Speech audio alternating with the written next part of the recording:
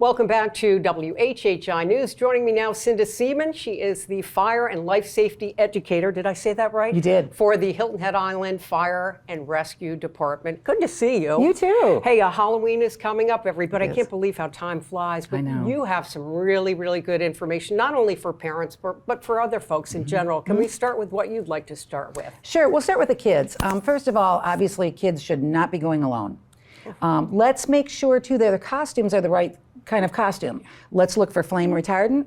Let's stay away from flowy and billowy things that could get caught in maybe a torch or a candle in a jack-o'-lantern. Also kids, you know, when they wear masks or hoods where they cut the eyes out, that can be problematic for them walking around and they can't see that well. The visibility. So let's consider painting faces. That's the fun of Halloween too, getting ready and doing mummy faces and witch and vampire. It's more fun to do your own makeup, I think, and then they aren't obstructed at all. The view is not obstructed. We also want to make sure that kids stay on sidewalks. Don't cut through yards because people can have things like rakes and broken pottery from plants and all kinds of things. Or a sinkhole in the front or something. That they wouldn't be able to see. So that's dangerous. Right. And they obviously want to stay in neighborhoods that they know and go to homes that they know. So I have a question. When you say don't let them go alone, do you think an adult should be accompanying kids, you know, of whatever age that are trick-or-treating around the neighborhood or wherever? Do. And they can always stay back a little bit. They don't have to stay right with them because I know when we were trick-or-treating, we didn't want our parents right there. So, you know, but they would stay back and they'd be they could see from the sidewalk and it felt more like our own experience, but there they were just kind of keeping an eye on things. Just in case, which is not a bad idea. I mean, I remember for a while there people were trick-or-treating as much around the neighborhood, but has that come back more so now? I think so now, yeah, I do. And I think everybody's anxious this year to get involved in a lot of Halloween activities. Sure. What other advice do you have? Well, for the adults, let's pay attention to our decorating.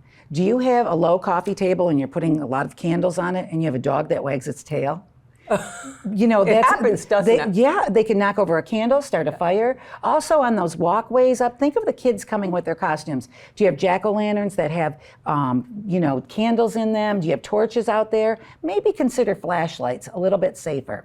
Yeah, I would think, you know, I hate to say this, when I was young many moons ago, we did have the candle and the jack-o'-lantern and the top on it. But no, things could happen with the flame. That's right. And they actually make the battery-powered, like, flame the little things tea lights that you can turn on. So you would say if you can do that instead. Exactly. And the other thing parents should think about is feed your kids a good dinner before they go out. That's a good Less idea. chance that they're snacking on the candy or tempted to eat it. That gives you a chance to look at it when you get home. Now, do you advise that?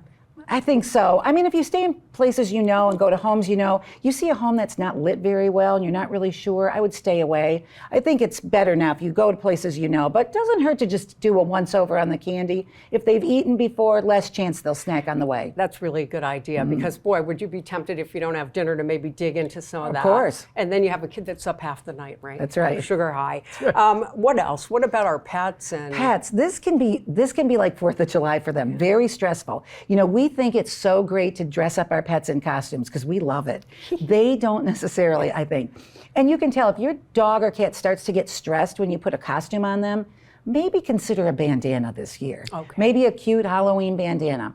Also be careful with the candy. Some candy can be very toxic for pets. Chocolate is for pets. I know that. I'm sure some other stuff too. And if they get into those bags, who knows what they could get into. It could really make them sick. The other thing is, for a lot of dogs, they love it when the doorbell rings and there's people coming over. This is the greatest thing.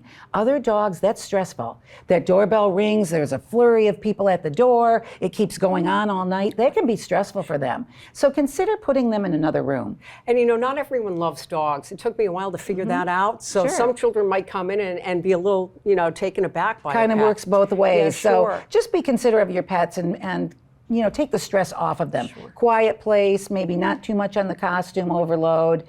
You know, just make it an enjoyable experience for them. Well, guess what? We're almost out of time. Any final thought before I let you go? I think you covered it all really well. One other thing, parents, when you send your kids to a party, make sure they know at least 2 ways out of that house in case there's a fire. They may not be familiar. Someone's house they haven't been to before. Have them look around. Could I get out if there's a fire? Do I know a way out? Cinda, that's great advice. As always, wonderful to see you, and thanks for joining us. Thank you. And we thank you for watching this edition of WHHI News. I'm Allie McNair. See you next time.